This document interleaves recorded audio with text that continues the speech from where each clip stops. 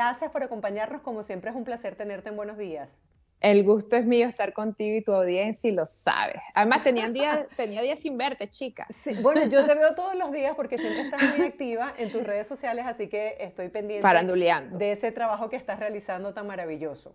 Indira, para poner un poco en contexto a la audiencia, este lunes tuvimos una interesante entrevista con María Corina Machado y ella volvió a traer a la palestra esos planteamientos que hace para el proceso de las primarias opositoras. Ella llamó a escoger un nuevo liderazgo y una nueva dirección política. Justamente quiero que me hables acerca de este tema. ¿Cuál es tu percepción sobre cómo se está desarrollando este documento legal marco para las elecciones de las primarias? Fíjate que yo muy pocas veces coincido con María Corina, pero ya en los últimos 45 días he coincidido con ella en dos cosas. En un tema que tiene que ver con lo de la defensa del Esequibo, donde ella, bueno, incluso le dice y le reclama a los Estados Unidos que la defensa del Esequibo nosotros la hacemos en base al Acuerdo de Ginebra y no del laudo arbitral. Entonces ahí coincidimos. Y también coincido con ella en este momento cuando dice, bueno, que un poco la actitud del G4 ha sido como muy sectaria, muy cerrada, y que inclusive todos esos errores de sectarismo que están cometiendo alrededor de las primarias, lo que va a hacer es que la oposición desperdicie una oportunidad muy importante para reorganizar el liderazgo, para reorientar la estrategia y para de alguna forma ofrecerle lo que hoy día necesitan los venezolanos, que es un candidato, o por lo menos el sector de oposición, un candidato unitario, un candidato que tenga el apoyo de todos los sectores de la oposición. Ahí coincidimos. En lo único que yo creo que todavía María Corina pues no sigue un poco la línea de la coherencia es cuando ella sigue diciendo que bueno, que estas primarias se tienen que hacer sin el CNE y que tienen que incluir la participación de todos los venezolanos en el exilio. Y no es que yo no esté de acuerdo con ella porque no se deba o porque tenga algún tipo de premeditación contra ello, sino que, por ejemplo, con el tema del CNE, más bien yo creo que esta es una oportunidad para validar el funcionamiento del CNE, porque tú haces la primaria sin el CNE, pero después igual tienes que ir a unas elecciones donde es el CNE quien va a coordinar ese proceso. Entonces yo creo que seguir insistiendo por esa vía es de alguna forma retardar la efectividad y que el proceso se realice. Y por otro lado, cuando ella dice, bueno, que tienen que participar todos los que están en la diáspora, es que es muy difícil poder censar a todos los que están en la diáspora. Es muy difícil en este momento que todos estén, digamos, como enlistados con documentos para votar. Y además puede ser que se les permita votar en las primarias, pero no tenemos certeza que ellos van a poder votar en las elecciones. Indira, ya va, ya va. Sobre este punto quisiera hacer un inciso porque me parece Sí. fundamental el tema del CNE.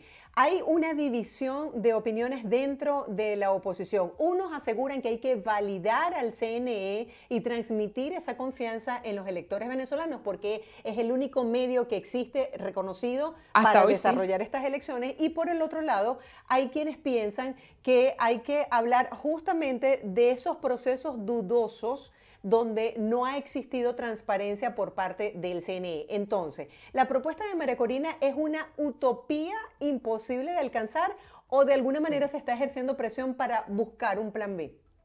No, fíjate que la información incluso que tengo es de que precisamente hay un sector del mismo G4 que pretende de alguna forma dejar fuera del juego a María Corina, porque una de las cosas que se pretende es que cuando ya estén muy cerca del proceso de la primaria, decir, bueno, sí, vamos a aceptar al CNE y bueno, sí, vamos a aceptar, y es imposible que entonces todos los que están en la diáspora, exceptuando los que están legalmente hoy registrados en las embajadas, que han podido votar históricamente desde el extranjero, ¿qué pasaría? Cuando esto suceda, María Corina va a decir, bueno, a mí no me dieron las condiciones que yo estoy pidiendo, yo me retiro del proceso. Hay un sector del G4, y esto hay que decírselo pues, a quienes nos miran, que apuesta a eso, apuesta a que María Corina más bien, cuando vea que lo que ella está pidiendo no se cumple, más bien entonces se retire del proceso, porque María Corina se ha vuelto crítica y se ha vuelto incómoda para este sector. De hecho, fíjate que las declaraciones de ella contra este sector han sido bien duras, bien enmarcadas, los han acusado de un cartel.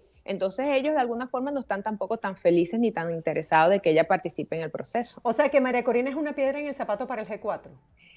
María Corina es una piedra del zapato para ellos porque ella ha tenido una política donde los confronta y los confronta abiertamente, además, y se opone a muchas de las cosas que han hecho. Y María Corina, digamos que de ese grupo es la única que se ha mantenido lejos de los escándalos de corrupción. Entonces eso de alguna forma también le da ya cierta ventaja. El problema de María Corina es su radicalismo también, que ella no termina de ubicarse en un punto donde pueda ser dura con los sectores que le han fallado al país, los sectores políticos, pero tampoco ha tenido entonces la estrategia para cautivar al electorado. Por eso es que yo veo una candidatura de ella todavía como algo muy de que arrastra los votos de un sector duro, pero no arrastra los votos de una sociedad en completo que de alguna forma no coincide con el radicalismo de ella. La critican por ser como muy utópica, ¿no? Muy onírica en sus pensamientos, en sus propuestas, pero que detrás no hay un plan específico para salir de ese atolladero en el que está la política venezolana. ¿Qué Sí, piensas tú? yo quiero ser justa con ella porque además es mujer y a mí me encantan que las mujeres estén en la política. Lo que pasa es que ella tiene que tratar de llevar un poco más esa coherencia y aterrizarla en que no estamos en un sistema perfecto. Si de repente estuviésemos en un sistema institucional donde todas las cosas funcionan así de maravilloso como ella quisiera, quizás sus propuestas no serían tan en el aire. Ella se enfoca mucho en decir el qué quiere, pero nunca se enfoca en el decir el cómo. Por ejemplo, también cuando estábamos en aquel proceso del año 2019, 2020, donde ella incluso era una de las principales defensoras del tema de la intervención extranjera en Venezuela, del tema de la comunidad internacional en Venezuela. Ella decía qué había que hacer, qué quería, bueno, que venga la ayuda internacional, que vengan los países, pero no decía cómo se iba a llevar eso en la realidad. Y por eso fue que Elliot Abrams en algún momento la criticó y la hizo algún tipo de símil con este tema del realismo mágico de Gabriel García Márquez. Entonces yo creo que María Corina es una buena política, creo que es una mujer que si se centra un poco más y empieza a ver la política más desde el pragmatismo y menos desde el idealismo, podría llegar a un espacio más importante dentro de la política venezolana. Y quisiera saber si esa manera que ella tiene de hablarle con tanto radicalismo y con tanta frontalidad a la gente, ¿no arrastraría también votos de esos venezolanos que están cansados que les mienta? Porque, bueno, María Corina le ha puesto Sí. nombre a lo que ha hecho el interinato y también ha calificado al G4. ¿No es eso lo que busca el pueblo de Venezuela? Bueno, no te sorprenderías. Fíjate que los venezolanos sí quieren y tienen un sentimiento, hablemos de números y de estudios de opinión y de percepción. Fíjate que la mayoría de los venezolanos, bueno, el 72% de los venezolanos no creen en los actuales partidos, donde se incluye incluso el de María Corina. O sea, ellos no creen en esto. Pero no podemos mezclar partidos con liderazgos, ¿no? En cuanto al liderazgo, los venezolanos tienen un sentimiento de orfandad. Entonces, en ese caso, como cuando tú te sientes desprotegido, sin tu mamá, sin tu papá, un discurso como el de María Corina podría tener efecto, porque entonces es la mamá que viene con mucha fuerza a defender a sus hijos de todo lo que le han hecho y de todo lo malo que ha sucedido.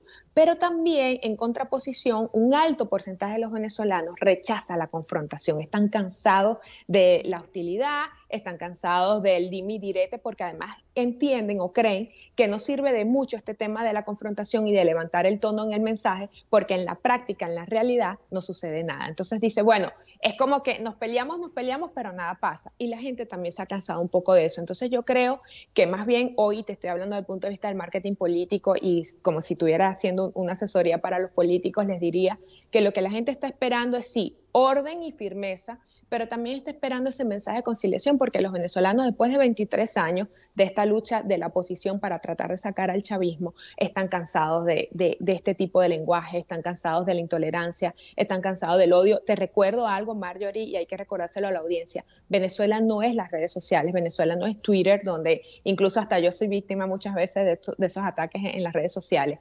Eso se ha quedado para un mundillo político. El resto del país hoy está pendiente y preocupado, Marjorie, en ver cómo hace. Mira, a las alturas que vamos, ya hace más de un mes que comenzaron las clases en Venezuela y hay madres que no han podido terminar de completar la lista de útiles de sus hijos. Ya estamos a más de un mes y todavía no han podido comprarle ni siquiera el uniforme. Ahorita estamos en emergencia nacional por las lluvias, mucha gente perdiendo sus casas, sus enseres, sus cosas. Entonces la gente está preocupada desde que ya viene la Navidad, cómo van a hacer con el estreno, cómo van a hacer con las hallacas, que quienes nos escuchan, que no son venezolanos, dirán que es algo superficial, pero es algo muy de nuestra cultura y que sí es importante para nosotros. Entonces no están esos venezolanos contentos ver a los políticos con más pelea, con más confrontación, lo que quieren es soluciones, no quieren más discursos con unos tonos muy elevados porque igual no ven solución. ¿Cuál es la realidad que se vive en este momento en Venezuela? O sea, esa otra cara de la moneda que se quiere distorsionar bajo esa famosa frase de Venezuela se arregló. No, mira, te puedo contar que tú vienes ahora aquí en Caracas y tú consigues restaurantes espectaculares, cada día abren uno más lindo que otro. Yo no he tenido todavía ni siquiera el chance de conocer muchos de ellos porque todas las semanas están abriendo uno y uno y uno y uno, y antier estuvo Paloma San Basilio y todos los días se anuncia nuevo concierto y todo, pero eso es para un sector muy reducido del país que tiene un altísimo poder adquisitivo, que puede comprar incluso, ahora está muy de moda aquí los showrooms, que son casas privadas donde tú puedes ir a comprar Louis Vuitton, puedes ir a comprar Gucci, Fendi, todas estas cosas de marca que a las mujeres nos encantan, by the way, pero eso es para un grupo muy chiquitito que puede ir a estas casas y comprar esto, o puede ir a Carolina Herrera, o puede ir, esto lo vas a conseguir en Venezuela, porque hay que hablarle a la gente con la verdad. Pero ¿a quién llega ese sector? El sector mayoritario, que yo digo que es un 95% del país, y no tengo miedo de decir esa cifra, no puede hoy día llegar ni cerca de esos lujos ni de esos gustos. Y ese 95% están todavía esas madres y esos padres que te digo, ya tenemos más de un mes que empezamos las clases y todavía no han podido completar ni siquiera la lista de útiles escolares, ni siquiera han podido terminar de comprar los zapatos para que sus hijos vayan a la escuela. Muchos de nuestros niños están llegando a las escuelas con el estómago vacío. Entonces, y hay números, y hay gente que se está dedicando a científicamente, esto no es un problema político de si estoy en contra de Maduro o estoy a favor de Maduro. Esto es un tema de la realidad, de los problemas de los venezolanos, que es lo que hoy hay que poner en la mesa. Y que precisamente esa desconexión que tienen los políticos venezolanos con las necesidades, con las verdaderas urgencias del país, es lo que lo hace hoy que 72% del país no crea en ellos. Sí, y que los venezolanos en este momento están en una situación de vulnerabilidad, muchos de ellos en zonas muy inestables que la lluvia ha revelado justamente ese Total, estado de precariedad. Si nos total. vamos ahora al tema de las primarias, hay mucha gente que dice, ¿por qué la oposición pierde el tiempo en unas primarias si no están claras las reglas del juego hacia unas elecciones presidenciales? ¿De qué manera puede presionar el gobierno de Estados Unidos, por ejemplo, o la oposición en el exterior a la administración de Nicolás Maduro? Hoy veía unas declaraciones en la prensa donde fuentes de Reuters decían que el gobierno de los Estados Unidos estaba presionando con levantar las sanciones a empresas petroleras si se sentaban a negociar en México. ¿En qué va a quedar ese acuerdo? Fíjate, primero comencemos con las primarias. Las primarias hasta hoy siguen pareciendo un proceso más interno de 4 partidos, del G4, del interinato, y no el proceso de toda la oposición venezolana. Y eso hay que hacer una diferencia, porque es allí donde está el error. Un proceso de primarias donde yo quiero escoger el candidato opositor que va a confrontar al candidato del chavismo, debería ser un proceso completamente abierto para la oposición, sin subdividirla, porque el problema es que aquí hemos subdividido, la misma oposición se ha subdividido entre los alacranes, la mesita, los que son más puros, los que son menos puros, y eso hoy día, mira Marjorie, y te lo digo con el corazón en la mano, no hay uno de ese sector que pueda decir yo tengo moral, yo soy menos corrupto que tú o tú eres más corrupto que yo. Yo creo que todos le han fallado al país y yo creo que quedarse en ese pequeño inciso es lo que precisamente los tiene donde están, encerrados en un círculo vicioso que lo único que hace es alejarlos cada día más de la gente. Entonces yo creo que el proceso de primaria no, sigue sin estar claro, con un reglamento que, pero ¿quiénes van a participar? Porque ese reglamento además tendría que ser del consenso de todos los que van a participar. Entonces, si ni siquiera tengo claro quiénes son los invitados a la fiesta, ¿cómo es que entonces yo empiezo a planificar cuánta comida necesito, cuántas sillas necesito, si ni siquiera sé cuántos invitados van a venir? Indira, es que ni siquiera se sabe la fecha. ¿Qué información tienes tú sobre eso que Totalmente. siempre estás tan bien documentada? Bueno, tú sabes que ahora haya aparecido, y quizás me estoy adelantando a nuestra agenda y a nuestros temas, pero aquí conecta con algo. Sabes que últimamente, bueno, en los últimos días se ha sabido, se ha dejado correr el rumor de un posible adelanto de elecciones. Ujú. Entonces, esto también debe estar conectando y los debe tener a ellos un poco frenados con el tema también de colocar esa fecha de la primaria. Pero hay que aclarar algo, Marjorie. Nicolás Maduro por sí solo no va a adelantar las elecciones, porque eso iría en contra de él, porque sería repetir el escenario del 2018, cuando las adelantó y entonces lo declararon usurpador, ¿no? Y declararon esa elección no válida. Él no va a hacer eso hoy, porque más bien él lo que está buscando, lo único que le falta hoy a Nicolás Maduro para estar feliz, para estar tranquilo, para estar cómodo, es la legitimidad internacional. Si él adelanta las elecciones de forma unilateral, él va a volver a ese escenario de ilegitimidad y no es lo que él quiere. La única forma de que las elecciones se adelanten es porque haya un acuerdo con la oposición y que la oposición le diga, bueno, sí, Nicolás, chévere, amiguito, vamos a firmar aquí, los dos estamos de acuerdo, vamos a adelantarlo entre los dos y le dicen al mundo que los dos están de acuerdo en adelantar las elecciones. Ahora yo te ¿Y tú pregunto, crees que la ¿y como oposición para quiere qué? eso?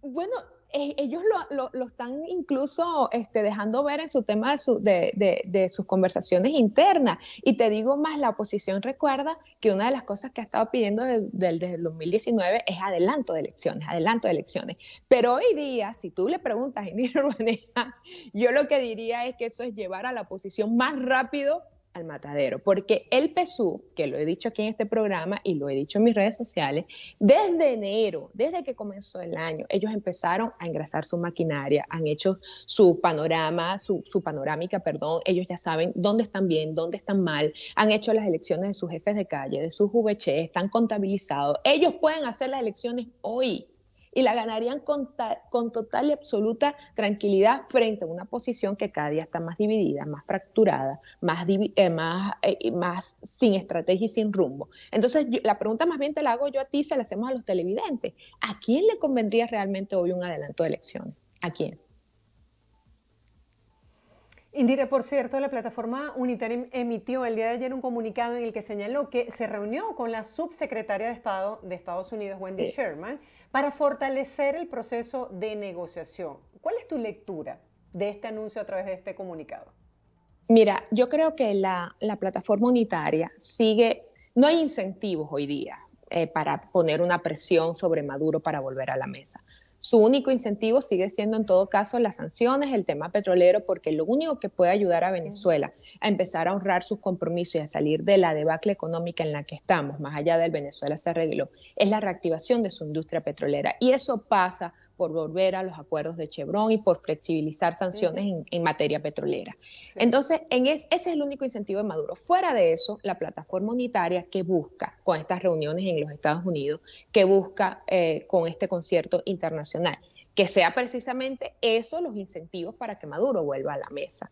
Eso es lo que están buscando, por eso se da esta reunión con Sherman, pero también han habido muchas otras reuniones todos estos días con Nicholson, con el mismo embajador Story.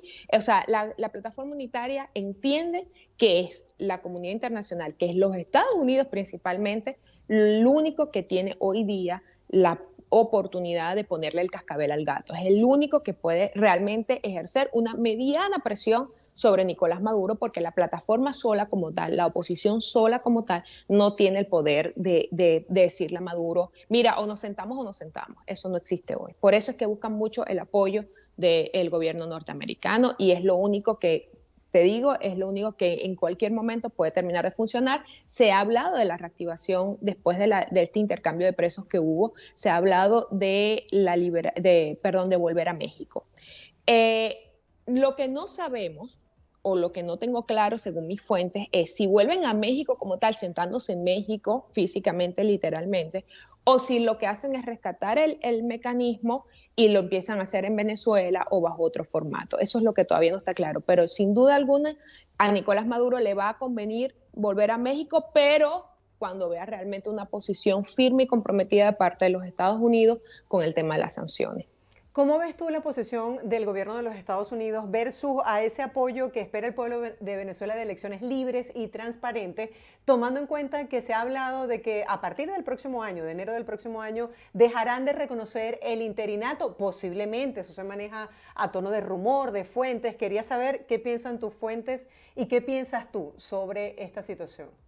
Mira, yo creo que, fíjate que es un tema importante. Esto no se trata de si yo le tengo inaversión, si estoy en contra del interinato o no, si estoy a favor o no. Yo creo que es necesario, y ahí rescato este último, perdí el nombre de quien escribe el artículo en el New York Times hace una semana, pero esta persona hablaba de que si el gobierno de Estados Unidos deja de reconocer al interinato, más bien abriría un nuevo espacio de reconfiguración de la oposición y yo estoy de acuerdo con eso. Yo creo que más allá de si estoy de acuerdo con Guaidó o no, con el interinato, yo creo que si Estados Unidos hoy le dice al interinato, mira, dedícate, incluso a Juan Guaidó, que yo creo que eso puede ser parte de la negociación. Hay rumores serios y algunas de mis fuentes me dicen que una de la negociación podría ser no meter preso a Guaidó, o sea, que el gobierno deje libre a Guaidó, a cambio de que le pongan fin al interinato. Eso puede estar sobre la mesa en este momento. Yo creo que eso sería una salida elegante para el interinato e incluso sería una salida política para el mismo Juan Guaidó, porque incluso si él lograra negociar su inhabilitación, él podría ser un candidato tranquilamente. Claro, si va a tener el apoyo o no, eso sería otro tema, pero podría seguir vivo en la política, ¿no? Yo creo que Estados Unidos tiene que empezar a clarificar su posición frente a Venezuela. Yo creo que esto del doble reconocimiento, de que reconozco a Guaidó, pero me reúno con Maduro y negocio con Maduro, yo creo que eso no le hace bien a la política interna venezolana. Eso más bien genera más fracturas dentro de la oposición, eso más bien fortalece muchísimo más a Nicolás Maduro, porque le dice, mira, los reconocen a ustedes, pero negocian conmigo. Y eso es una frase superior de poder. Entonces yo creo que si Estados Unidos más bien clarifica su postura con Venezuela y termina de decir, bueno, no se cumplieron los objetivos, las cosas no avanzaron, vamos a abrir el canal, vamos a sentarnos como ya lo estamos haciendo con Maduro, pero lo único de una manera ahora formal, y bueno, que la oposición se le permita reorganizarse, reunificarse y tener otra propuesta en la mesa, yo creo que eso sería lo más ideal.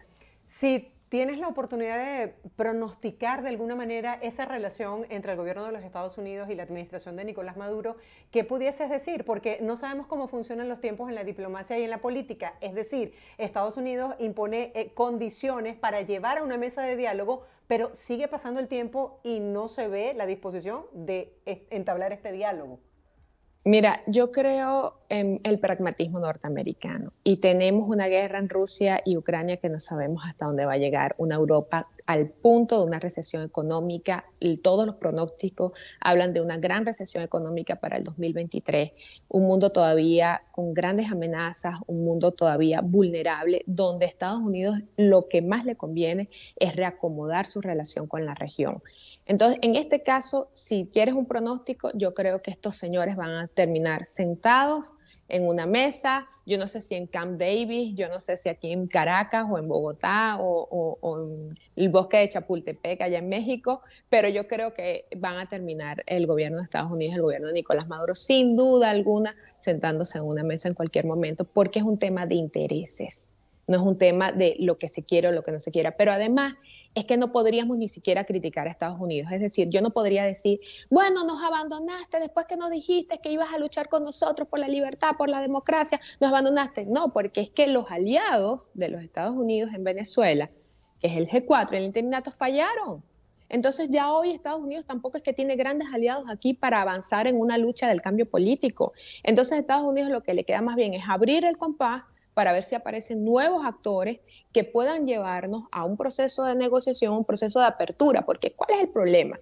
El problema, ¿qué necesitamos nosotros que haga el gobierno? Necesitamos que el gobierno empiece a respetar la institucionalidad y que respete la pluralidad política, porque el problema es que si cada vez que surja un grupo opositor, ese grupo opositor va a ser perseguido, ese grupo opositor o va a terminar yendo a transar y a venderse al gobierno para que no lo persigan, para que no le hagan nada, no estamos haciendo nada, no estamos saliendo del círculo vicioso. Necesitamos volver a una ética política donde el gobierno respeta a los adversarios, donde el gobierno respeta a las instituciones, pero también necesitamos una oposición democrática que no quiera estar inventando ni golpes de Estado, ni operación Gedeón, ni nada de esas cosas locas, porque eso lo que hace es ponerle en bandeja de la necesidad de defenderse y en base a esa necesidad de defenderse justifica cualquier tipo de acción donde entonces persigo, encarcelo, porque es que es lógico, tú estás queriéndome dar un golpe de Estado, ojo, estoy hablando lógico en la lógica de ellos, ¿no?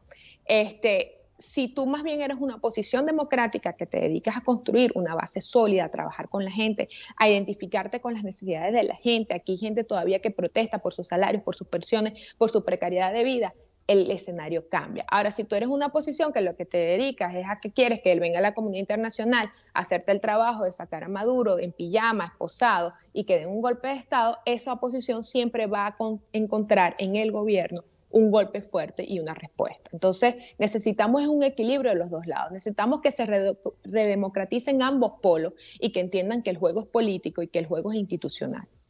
Pero mientras que ocurre ese juego político, la realidad es que los venezolanos siguen padeciendo dentro del país y también Total. fuera. Quisiera que nos hablaras un poco acerca de esa tragedia de los migrantes venezolanos que han quedado varados en la frontera con Estados Unidos en una situación de calle que nos preocupa tanto y que sigue mira, las bajas temperaturas, la situación tan angustiante de familias completas que no tienen que brindarle a sus hijos, es una situación verdaderamente lamentable. Tú lo acabas de decir, es una tragedia. Hoy tenemos una tragedia interna en el país con las lluvias.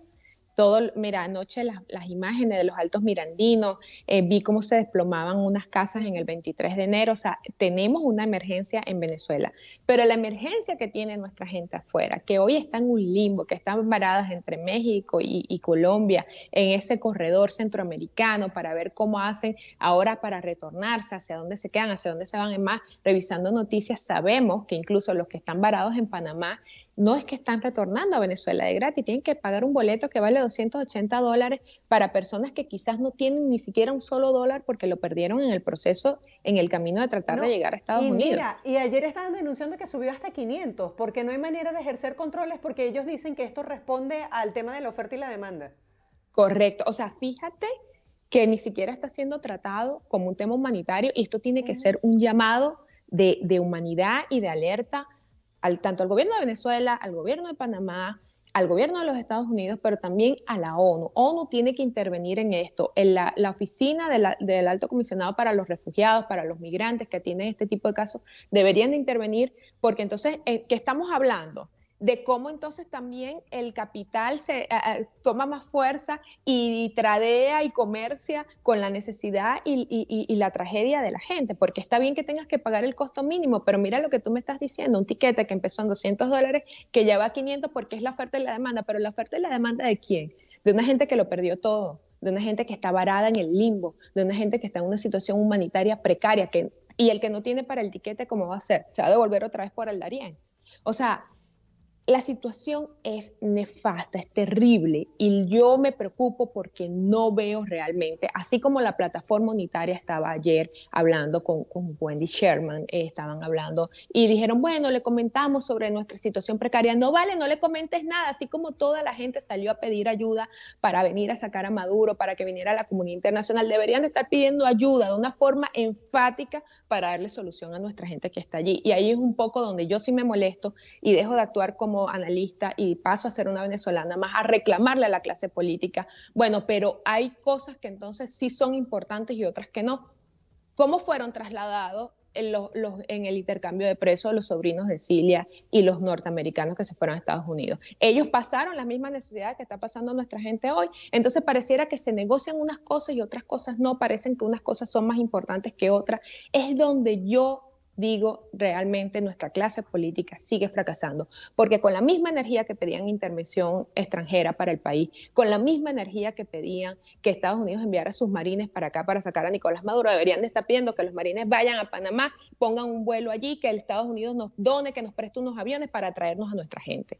Gratuito, además, porque se trata de un tema humanitario, no se trata de un tema de que ellos se fueron a turistear y se quedaron sin plata. Bajo este panorama tan difícil, ¿cómo se conquista el interés del venezolano para participar en unas elecciones que de plano consideran que ha sido un posible fracaso? Aquí tienes la respuesta. Mientras que ellos sigan actuando con esta indolencia, mientras que ellos sigan más bien enfocados en ver cómo resuelven sus situaciones internas, cómo se acomodan en la política y no pensando en este tipo de realidades de esas personas. Por ejemplo, ¿tú crees que estos venezolanos que están hoy atrapados y que se dan cuenta de que su clase política no está haciendo nada por ellos, van a venir aquí con el interés de votar por quién? ¿De hacer política a favor de quién? Y allí es donde destruimos el ciclo de la política y eso destruye la democracia y no lo entendemos, porque entonces es muy fácil decir que Venezuela se convirtió en un país de abstencionistas. No, Venezuela no se convirtió en un país de abstencionistas, Venezuela se ha convertido en un país donde simplemente el venezolano siente que esa clase política no le resuelve sus problemas, que no está conectada con sus problemas. Entonces, ¿cómo le pides el voto? ¿Cómo le pides a una gente que participe? cuando tú no ves a los políticos ahorita, ¿por qué no están, dónde está la plata del interinato? ¿Por qué no están llevándole cuadernos a las madres venezolanas que no tienen para terminar la lista de los hijos? ¿Por qué no trajeron, por qué no le pidieron a Estados Unidos, mira, USAID, no me des dinero, dame muchos uniformes y muchos zapatos porque yo necesito que todos mis niñitos vayan vestidos al colegio? ¿Por qué no lo hace? Entonces pareciera que su lucha es únicamente pedir recursos a la comunidad internacional para su lucha política y para su manutención política, pero no para los problemas de la gente. Indira, gracias por estar con nosotros, por tu tiempo, por estos análisis sobre la situación política tan compleja que tenemos en nuestro Mira, país. Un no, abrazo grande. chica, gracias a ti que además me deja no hacer los análisis, me deja que me exprese como venezolana, como ciudadana, porque hay una línea muy fina entre hacer el análisis y no entrar en el calor de lo que uno ve y la desesperación, porque es desesperante, Marjorie. Mira, aquí tengo hasta el nudo en la garganta, porque es que hace 3 días una señora me contaba y me agarraba así del brazo y me decía, no puedo mandar a mis hijos al colegio, porque comprarle el uniforme, entre zapato y uniforme son $70 y yo gano $25 y tengo 3. Y eso desespera. Entonces desespera porque tú ves una clase que pareciera estar muy cómoda viajando, que se reúnen en Estados Unidos y estuvimos aquí con la vicepresidenta, con la subsecretaria y se toman la foto y todo, pero se olvidan de esa Venezuela que está sufriendo y que está padeciendo. Gracias, Indira, por ese mensaje de empatía hacia el pueblo venezolano. Un abrazo grande. A ti, querida, un beso a la audiencia. Era nuestra querida Indira Urbaneja, analista política venezolana, hablando sobre los temas tan complejos que vivimos los venezolanos.